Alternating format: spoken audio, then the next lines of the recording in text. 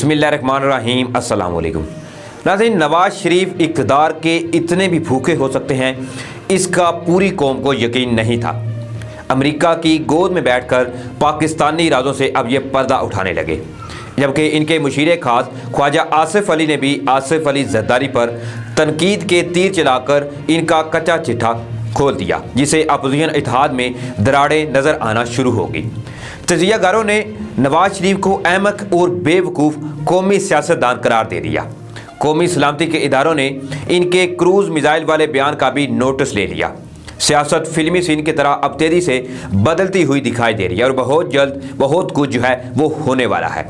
आज की वीडियो में हम इसी वाले से डिस्कस करेंगे, लेकिन इससे पहले अगर आप मुनासिब समझें तो मेरे इस चैनल को सब्सक्राइब कर लें और साथ में जो घंटी का निशान है इसको भी लाजमी प्रेस कर लें, ताकि जो मेरी नई आने वाली वीडियोज़ हैं वो आप तक बर वक्त पहुँच सकें। और वीडियो देखने के बाद अपनी कीमती राय कमेंट्स बॉक्स में ज़रूर दीजिएगा। नाज़रीन, पाकिस्तान के साबिक़ वज़ीर-ए-आज़म मियां मोहम्मद नवाज शरीफ इक़्तिदार की खातिर इस कदर घटिया हरकतें करने लगेंगे, इसका किसी को यकीन नहीं था। 3 बार पाकिस्तान के मुंतखब वज़ीर-ए-आज़म रहने वाले इक़्तिदार से अब दूर क्या हुए, इन्होंने अमेरिका के इत्तेहादी की गोद में बैठकर अब मुल्की राजों से पर्दा जो है वो उठाना शुरू कर दिया। जनाब फरमाते हैं कि क्रूज़ मिसाइल जो है वो हमने बनाए। अमेरिका ने क्रूज़ मिसाइल अफ़गानिस्तान में मारे जो गलती से पाकिस्तानी इलाके में गिरे, जिस पर हमने बाद में तहकीक की और अपनी क्रूज़ मिसाइल टेक्नोलॉजी भी तैयार कर ली।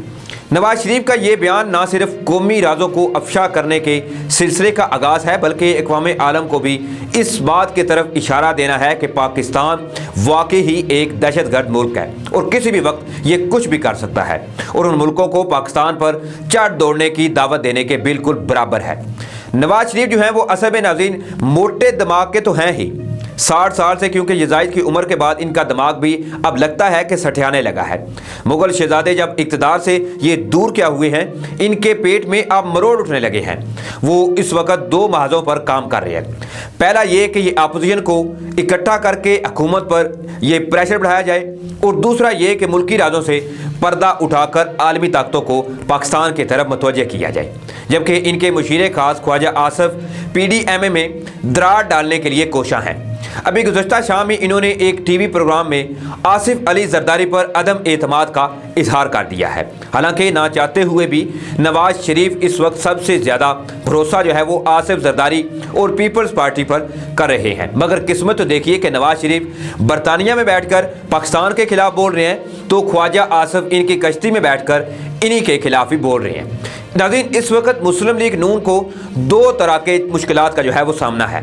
पहली मुश्किल नवाज शरीफ की सज़ा है और दूसरी मुश्किल मुल्की इदारों को कमज़ोर करके एक बार फिर इक़्तिदार की कुर्सी तक पहुँचना है, जो कि नाज़रीन अब काफ़ी मुश्किल भी दिखाई देता हुआ नजर आने लगा है। ख्वाजा आसिफ का जो बयान है वो आसिफ अली ज़रदारी के अंदर के सियासतदान को जगाने की हमाकत है, और अगर आसिफ ज़रदारी के अंदर का सियासतदान जाग गया तो वो सब पर भारी वाली मिसाल बन जाएंगे और इनको संभालना फिर मुस्लिम लीग नून के बस की बात जो है वो नहीं होगी। इसी वाले से नाज़रीन सियासी तजियाकारों का ये कहना है कि नवाज शरीफ के बरतानिया में बैठकर क्रूज़ मिसाइल के हवाले से दिए गए बयान को मुल्की सलामती के खिलाफ करार देते हुए इन्होंने ये कहा है कि नवाज शरीफ जो है वो 3 बार वज़ीर-ए-आज़म मुंतखब हुए, मगर आज इन्होंने अपने हल्फ की पासदारी के खिलाफ वर्जी करते हुए कौमी राजों से पर्दा उठाने का सिलसिला अब शुरू कर दिया है, जिसका मतलब है कि अगर इनको इक़्तिदार ना मिला तो वो मज़ीद कुछ भी बोल सकते हैं। साबिक़ वज़ीर-ए-आज़म के बयान पर रद्द अमल देते हुए दिफाई तजिया नगार अमजद शुएब साहब का ये कहना है कि नवाज शरीफ ने हलफ उठाया था कि वो कौमी राजों से कभी पर्दा नहीं उठाएंगे, लेकिन इन्होंने क्रूज़ मिसाइल के बारे में बयान देकर हल्फ की खिलाफ वर्जी की है। इन्होंने कहा कि नवाज शरीफ लीडर नहीं बल्कि खुद गर्ज इंसान हैं, जिन्हें सिर्फ ज़ाती मफाद ही अजीज़ है। इन्होंने कहा कि पाकिस्तान ने क्रूज़ मिसाइल किसी को देख कर नहीं बनाया, बल्कि ये इसका अपना एक प्रोग्राम है। अमेरिका को भी शक था कि पाकिस्तान ने क्रूज़ मिसाइल अमेरिका को देख कर बनाए हैं, लेकिन जब अमेरिका को इन तफसीलात से आगाह किया गया था तो उनको भी यकीन आ गया था। मगर अब इन साहिब बहादुर के इस बयान से अमेरिका और इसके इत्तेहादियों के कान जो हैं वो एक बार फिर खड़े हो जाएंगे, क्योंकि मुल्क का 3 बार मुंतखब होने वाला वज़ीर-ए-आज़म अपने ही मुल्की राजों से पर्दा जो है वो अब उठा रहा है, इसलिए कोई ना कोई बात ज़रूर है। नाज़रीन, मुस्लिम लीग नून के इतने चेहरे हैं जिसका किसी को अंदाज़ा ही नहीं था।